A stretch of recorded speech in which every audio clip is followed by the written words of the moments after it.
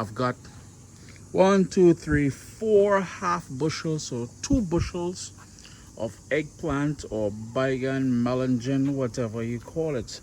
You got some beauties in here, yeah? And what I'm doing, I've got the grill heating up there as hot as it can go.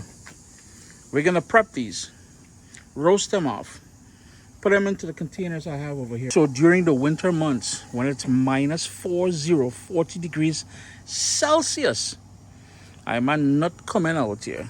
I will have my roasted baigan for my choka.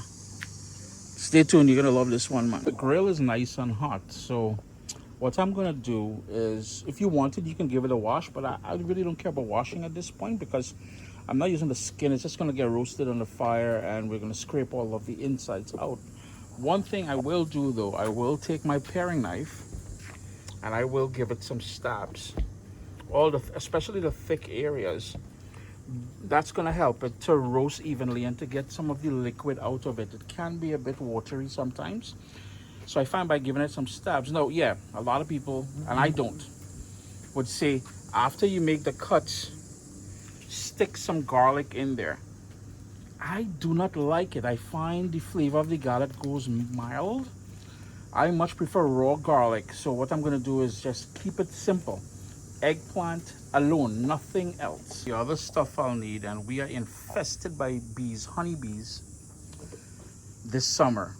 So I'm going brave with them bees, them. Anyhow, we need some baking trays. I've got a big one and 2 small ones. You'll need a couple spoons.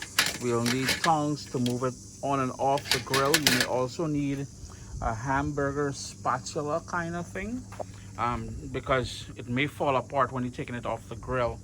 We'll need that paring knife. As I said, we're gonna chop those up. No, stab them. Just chop it up. Kind of move that kind of thing. Anyhow, these are the containers I'm gonna be freezing it in, and this is the perfect portion size. Not portion as in eating in portions, but this is the perfect amount for when I'm ready to make my choka during the winter months. You just go to your, man, these bees, you go to your restaurant supply store and they will be there. And these are the lids for them. Under $10, you get 50 containers with lids. They're sold separately. The peppers, let me explain what I'm gonna do. I like roasted pepper in my Baigan Choka. So what I'm gonna do, I'm gonna grill these off, get that char on it. And after I scrape the cooked or roasted eggplant and I put it into one of these containers, I'm gonna pop one of those roasted pepper on there. Now, the thing is, some of this is gonna be going for my parents, and my father does not eat pepper at all. So for his, I won't be doing that step. I've got the first batch on the grill here, and I'm gonna leave you with a little tip. Try to make sure every time you put a batch on, they are around the same size, because they will roast. The sort of timing for roasting them will be the same. So all my big ones are on first, and then I'm going to work my way down. The whole point is to make sure they're all the same size so they roast evenly and it'll be easier to manage. Yeah, and just like that, it started to rain, so I'm gonna have to bring the setup inside the garage, yeah? But the grill's still going. What are you doing, boy? Oh, no, this one. What? This one.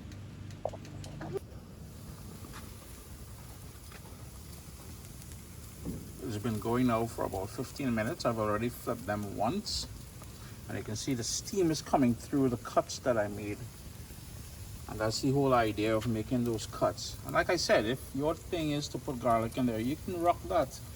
I'm a person I hate, and you know what I mean?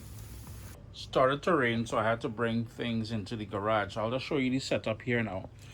The smaller tray here I'm using as the transport to bring them from the grill all the way over here. On the bigger cookie sheet or tray, I have 2 of them that I'm working on, and I'm going to show you what I did. All I did was I gave it a cut on the top like so, and then I came all the way down here, and then you open it up. You'll have your big old spoon. You'll have a bowl, a nice big bowl, to put all of that lovely roasted eggplant in there. like so. Boom, into the bowl. And the reason why I'm doing that is I still have about, I don't know, maybe 6 of them or 7 of them there. What I want to do is break them down, put them into the big bowl, and later on I will divide it up into the containers that I bought.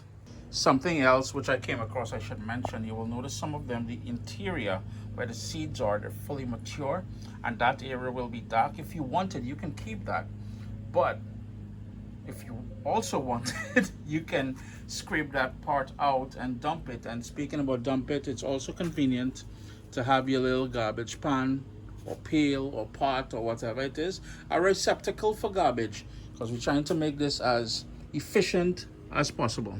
This is the yield so far from the first batch that we roasted off.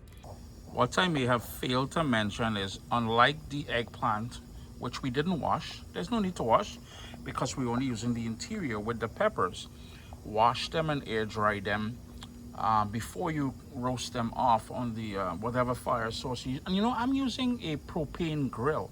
If you have a charcoal grill and you have the time and energy and everything else to roast it on that charcoal or wood fire, man, I'm telling you, you're getting a lovely flavor a propane grill cannot give you. But the point is, make sure to wash the peppers, because once they're roasted, they're going to be added to your Baigan Choka or dip, or you know, whatever it is you're making with the eggplant, the roasted eggplant during the winter months. Got my scotch bonnet peppers on the fire now, on the grill, and all I'm doing is trying to give them a little char. Now here's the thing, I know I can handle an entire scotch bonnet pepper with the seeds and everything, so this is why I am doing it this way. If you wanted later on, you know, I spoke about not liking to stuff the eggplant with the garlic. I like the raw garlic at the end. You can do the same. You can use as much pepper as you want at the end. So once I take one of the frozen eggplant out of the freezer, I allow it to thaw, then I would take one of the peppers along with some garlic and some salt, and I would smash it in my mortar and pestle. Then I would add the eggplant to the mortar and pestle. I'll smash that as well. I want that nice, I don't like it stringy, I like it a smooth consistency. So this is why I will add the frozen, well, thawed eggplant to the mortar and pestle, crush it up. Then I'm gonna add some thinly sliced onion on the top. Boom, chunk it with some hot oil, and your boy is good. Final couple tips I would leave with you all. So you're probably wondering, how do you know how many peppers to grill? Well, the back 6 here, they're going for my mom and dad, and my dad does not eat pepper at all, so I didn't put peppers in those. What I did was I put them all into containers, and then I counted how many I had that I need to get peppers for. As far as propane goes, make sure you have enough propane. I had to stop, I had to run back to the Costco and get more, because while I have extra tanks, they were all empty. I apologize for the video being this long, but I really wanted to show you guys how I prep my eggplant or baigan or melon, however you call it, for the winter months. So all you're gonna do now, well, I guess there's still 2 more tips. One, leave room, space.